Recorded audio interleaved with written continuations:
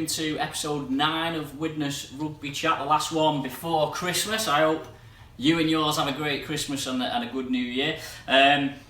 It's flown by the 9 weeks that have been doing this now. Got some, obviously it'll get a lot easier when the season starts and we've got some games to talk about. So again, always open to ideas, comments, suggestions. Just me, as you can see this week, after Drew's cameo appearance last week. I am working on getting some more guests on the show in the new year and some interesting ones lined up, and as I say, the content that I'll be able to do around match day will be add a bit more of a dimension. I'm looking forward to maybe giving some reviews of matches, my thoughts on some matches, my thoughts on the performances. I'm really looking forward to that in the new year, and so I hope you are as well. I do want to try and do a fans panel type show at some point as well. With me being based in Warrington, it might not be ideal for some fans, so it may be that I try and arrange it somewhere in Widnes. So if anyone wants to host us, or if any venues want to host us, or if any fans want to get involved, I know I've had a couple of people message me on Twitter. Please do so, and we'll look at getting that fixed up, because it'd be great to hear. I know I've got my own opinions, as I'm sure you have. It'd be great to hear a few different opinions. In this episode, I'm just going to break down, or we're going to look at the fixtures, because I know the championship fixtures were released in the middle of the whole Gelling saga and all that stuff that went on, so there wasn't much, we didn't get much opportunity for me to run through the fixture list and where perhaps the winnable games or the winnable runs are. Don't forget, Widnes won just one, I think, of the last 27 games or something like that of last season, so a very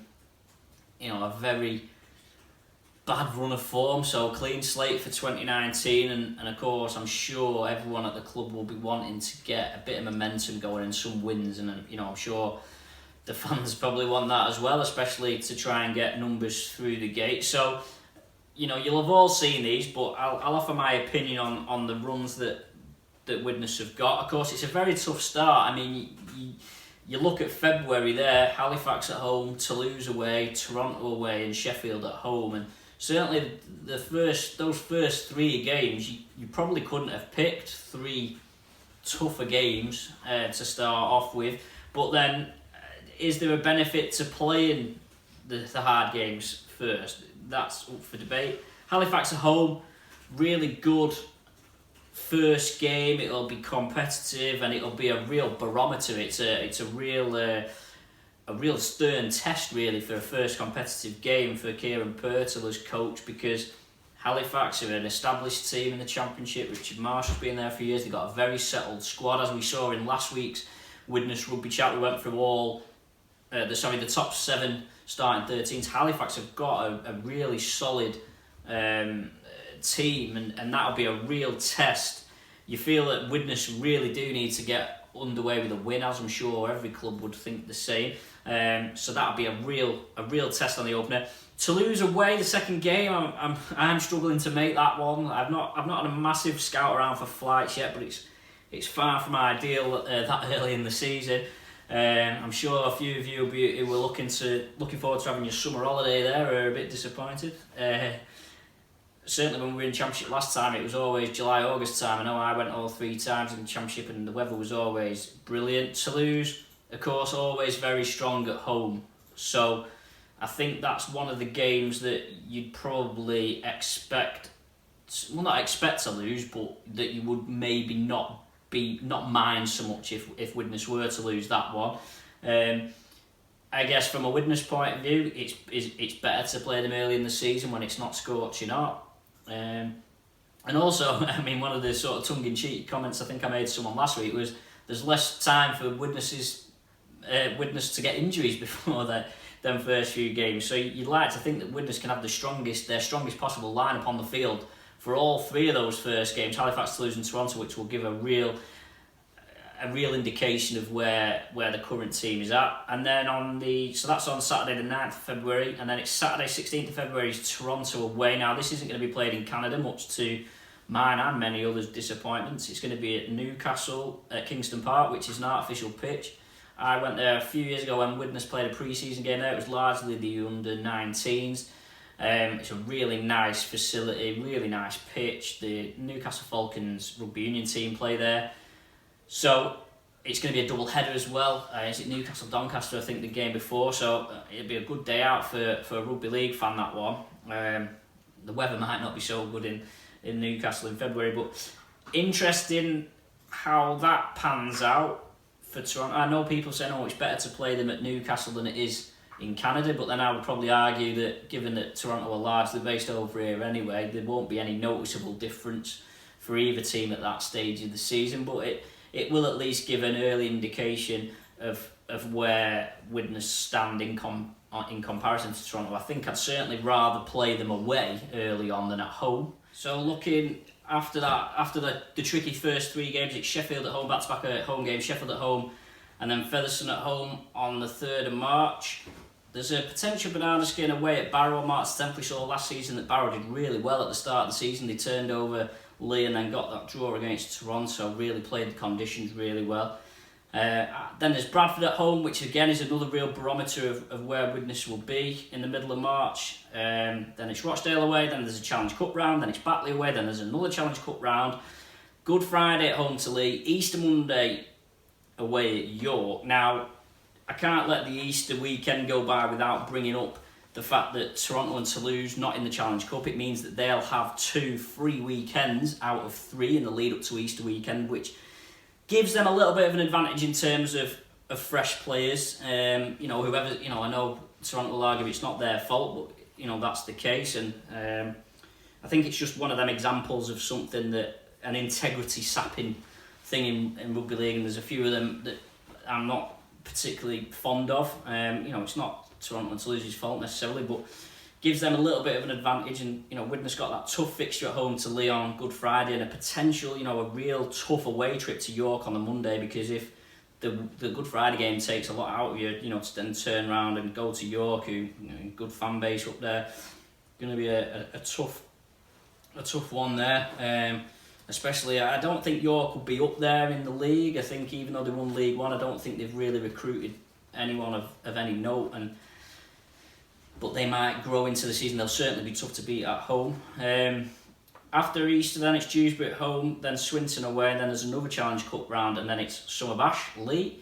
Again, another example of the integrity sapping nature of rugby league sometimes is, of course, that Lee game is your extra game, and as we saw with Lee last year, the fact that they played Toronto at Summer Bash was effectively why they didn't finish in the top 4. So Lee will certainly be a tough game. I think Lee, not many people were talking about them until the past couple of weeks when they've started signing players, and I think they're building a tidy little team. Obviously they're getting players for the right reasons. John Duffy's leading them. They're really looking at getting local players and players who want to play for the shirt, and it's really good to see. I think they probably need a few more forwards, but they've certainly got the potential there, and certainly with the halfbacks that they've got in Ridyard and Woods, they'll be a threat to any team. Week after some backs, it's York at home. Then there's another weekend off in June, which again is a Challenge Cup thing. The 1895 Cup, a few people have been asking me, is going to be midweek largely, I'm led to believe. So how it works is the 8 League One teams are going to be playing 8 of the 11 League One teams, so North Wales, West Wales and London Scholars aren't playing in it. The other 8 teams play each other, and the 4 winners of those ties will go and join the 12 Championship clubs, which is basically the 14 Championship clubs, but not Toronto and Toulouse, in the last 16. So effectively you've got to win 3 games to get to Wembley. So my understanding is they will be played in midweek in June and July time, which hopefully, if the weather's nice, that'll boost the summer. That'll boost the coffers in the summer and give a bit of extra summer rugby league. It's nice to see Sundays throughout this list as well, as I'm sure some of you will agree. So in June, Barrow at home, Featherstone away, Batley at home, Bradford away. So a nice home away, isn't it nice? A consistent Championship fixture list. And then in July, it's Rochdale at home, Halifax away, Toronto at home. In August, it's Sheffield away, Toulouse at home, Lee away, and then to round off in September, it's Swinton at home and Dewsbury away. So Sheffield away being on a Friday night, that's the only actual non-Sunday game apart from apart from the Easter weekend and of course the Toronto and Toulouse away games, which is Saturdays at the start of the season. So there's no excuses anymore. The games are, when the games are, they're all there. They're all Sundays, 3 o'clock. So, looking forward to the season, and hopefully we'll see a much better Widnes team, much better Widnes performances this year. I think we touched on this last week. I think Toronto will finish first. I think Toulouse will finish second. I think Widnes, I'll put them down as third place at the moment. I'll probably go Halifax fourth and Lee fifth, but I think Lee are really going to be... It feels weird to describe Lee as dark horses, but I certainly think that they're going to cause some bother to some teams next season. So I wanted to touch on this, and it was something that I put on Twitter. So the club released the match day ticket prices, and I'm keen to know what everyone's opinions are of them. I think the frustrating thing for me is that I think it's just too complicated, the match day structure. This isn't a Widnes criticism. I think rugby league clubs in general are guilty of this, where it's just very difficult for a casual fan to look at something as a glance and figure out how much they've got. So I've printed it off. So that's a list there of all the prices. There's 27 different price points for Widnes games. Now I'm sure it's more. I'm sure there'll be other clubs where it's more. So you've got standard pricing for adult concession junior, you've got silver pricing for adult concession junior, you've got gold pricing for adult concession junior, you've got members advanced and match day pricing for each one, and it's just like, how on earth do you sell that? It's just like, to me, I'd just be like, right, it's 20 quid whether you pay in advance or whether you pay on the day. If you're a member, you get 10% off, and if you want gold or silver, it costs X amount to upgrade. I mean, how much easier is it that to explain? Whereas if someone says how much is a ticket, oh well, if you buy it in advance, it's 20. On a match day, it's 22. If you know a member, it's 18. If you want to sit in out silver, it's 24. But that's 28, and it's just like, I mean, it's hard enough for rugby league to sell itself as it is without making it complicated like that. So again, not a criticism specifically of Widnes, but. Of rugby league in general. Price wise, I know a few people have commented. £20, well, £22 on the days, certainly eye-watering, I suppose, for Championship rugby. Junior, £10 on the day, £8 advance. I think, would there be any harm in having juniors as a fiver? I'm not too sure. I think £20 is fairly reasonable. I think if you went £20 and £5, I'd have no complaints with that. I know a lot of people are saying, well, the Stronghold's great value, and I don't doubt that the Stronghold's great value, but I think when you look at where Widnes are at, you've got a lot of people who've lapsed, a lot of members who've lapsed, so you've got a lot of people who've walked away for whatever reason over the past few years, and you've got to try and convince them to come back. And are you going to be able to convince them to come back by paying 22 quid on the day? It's a tricky one, that one. I don't doubt that the Stronghold's good value, but at the same time, people may not want to commit the £200 odd for the whole season. They might just want to pick and choose the games until they catch the bug again. And it's the same with casual fans in many ways. Ultimately, there's different types of supporters. You've got your diehards who'll be there no matter what, rain, wind or shine. However much money it is, the sorts of people who are always there, and you've got them kinds of fans. You've got fans who perhaps go around work. They do their best to fit it around work. Of course, the Sunday games are better, and there's nothing that says that different types of fans are more worthy than others. I don't really buy behind that. Everyone's got their own circumstance. Everyone's got their own reason behind the game. There's a lot of people discuss about match day experience. To me, I'm not bothered about that. I just go to watch the rugby. I mean, they could be playing on a park and on the moon or something. I don't know, you'd still be there to watch the rugby. Whereas to some people, that match day experience stuff actually adds to the occasion. So, you've got casual fans, you've got new fans, you've got maybe sort of fair weather or part-time type fans who maybe just come for the big games or come for the big cup games.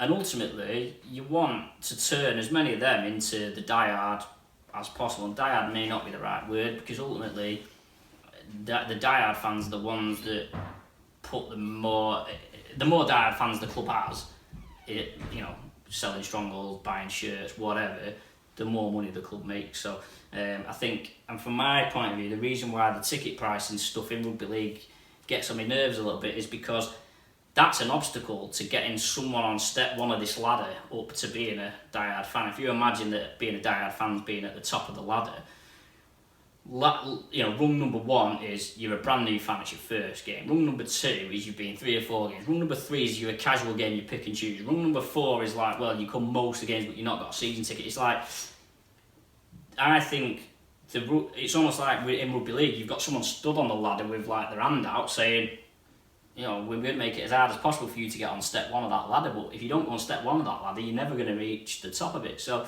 yeah, I just think it'd be a lot easier from a marketing point of view. You just got to make it as easy as possible.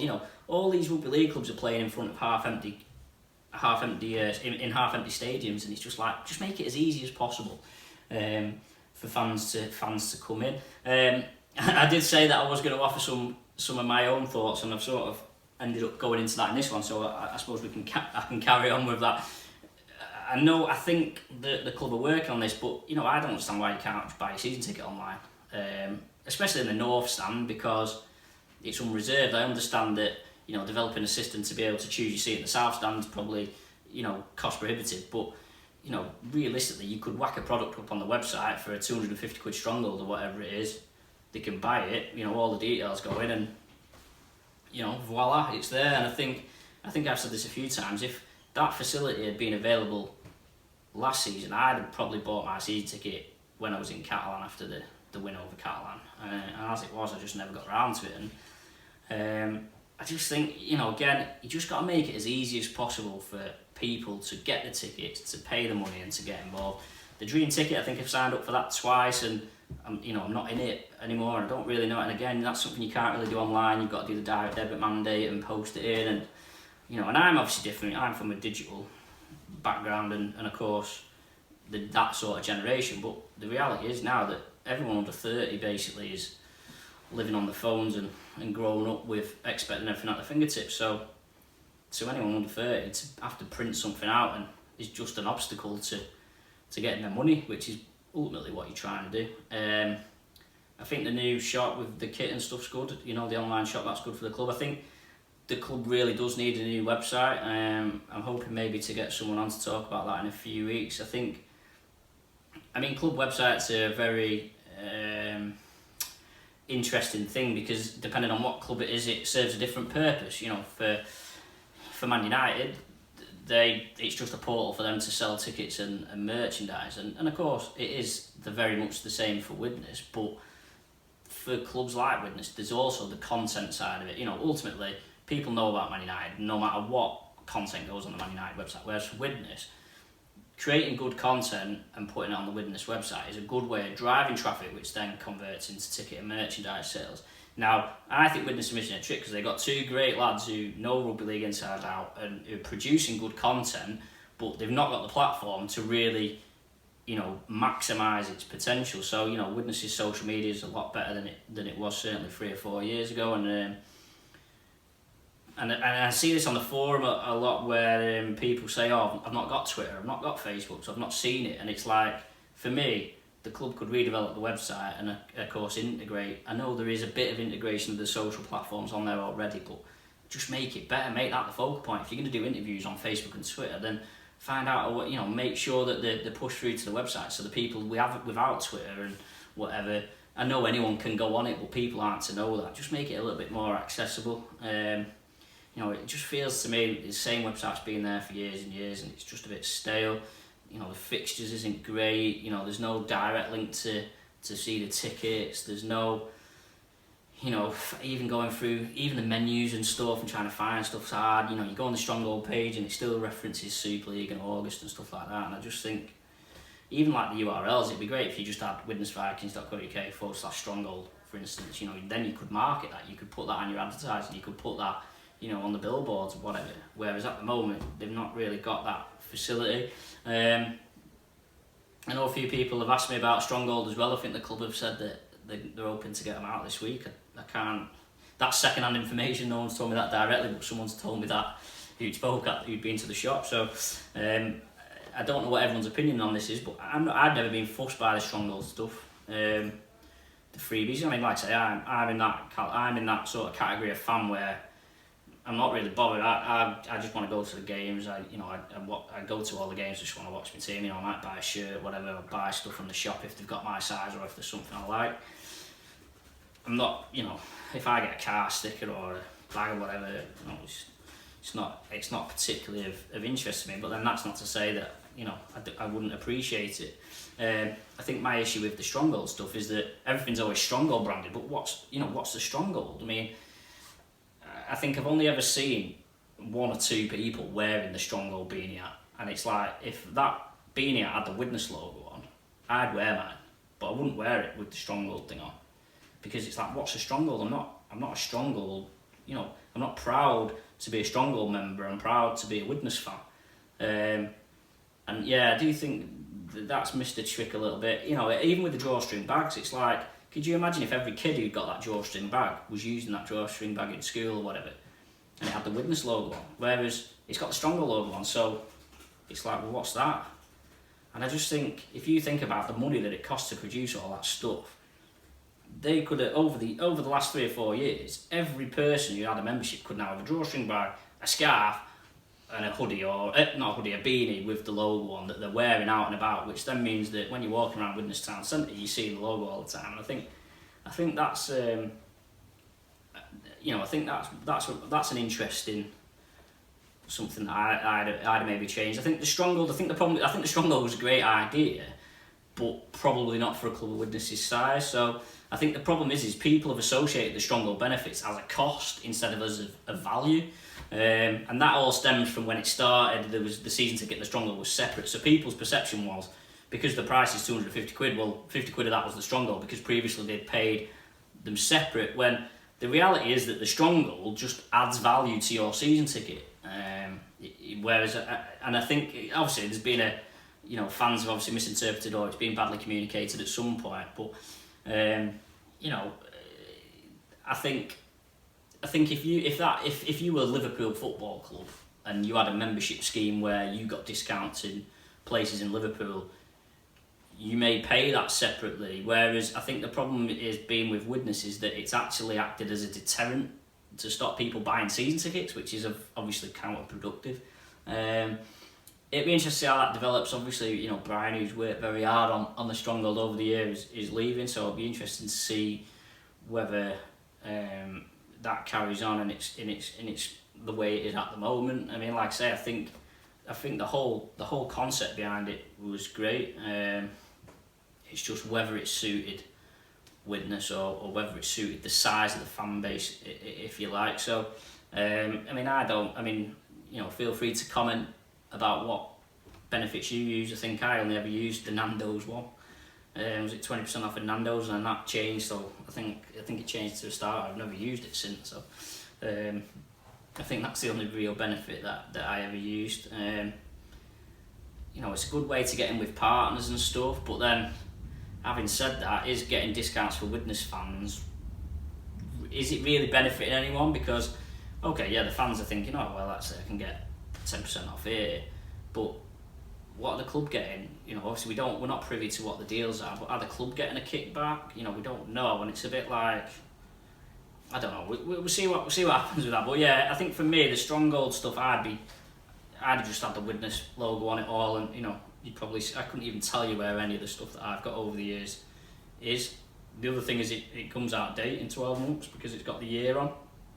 You know, so you know, I remember I think I've got a Widnes Vikings Super League 7 wallet from years ago, which is like, well, you never use it because Super League 7 it was, and so there's a few little things like that that could maybe change. I know, just a shout out as well to Sonny off the forum, who said about supporters clubs.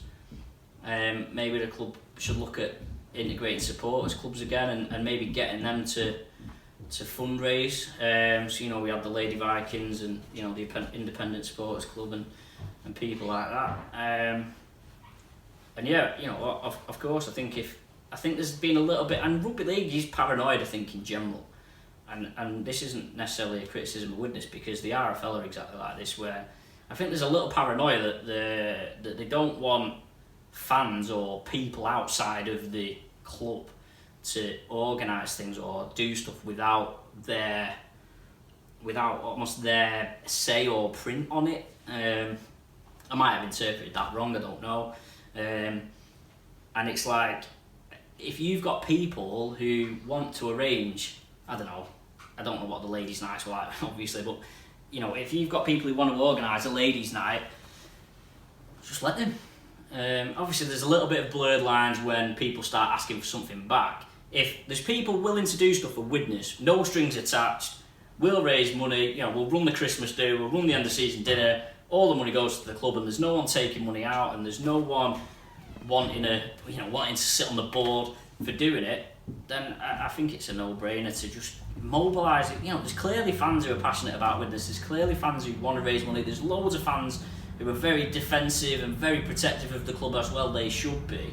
And these are the people, surely as a club you can trust these people to be able to organise. I know there was a bit of fuss over, was it the end of season dinner was just open for sponsors, and it's like, well, it's a bit of a shame that there's no fans thing for that, and it's not been ideal the past couple of years, but these are some of the reasons why the situation has got to where it is. So yeah, certainly an interesting one. I think, if there's a way that fans can raise money for the club and put it in the club coffers without prejudice almost, and without demanding something back, then that's surely good for anyone. It'd be interesting to see what happens next season with the pitch, and whether there's any additional plans for that. I think there's also the cash turnstile issue. I know people mention this to me all the time, and that's probably more a council related issue. But yeah, it is certainly last season was the first time in 20 years that I was having to buy tickets for each individual match because I didn't have a season ticket, and I must admit it was a bit of a pain in the backside walking around the ground to the south stand and then walking all the way back round, and that makes me sound lazy, but that's just the way of the world, I suppose. It'd be a lot easier if you could just rock up and give you 20 quid, especially because it costs £2 more on the day, so not only have you got to get around to the ticket office window, it's also costing you more than if you'd managed to go to the shop in the week. So yeah, they're my thoughts. A little bit of a personal opinion type show this week. I probably won't be here next week. It's Boxing Day, of course. But I'll try and fix something up for the following week.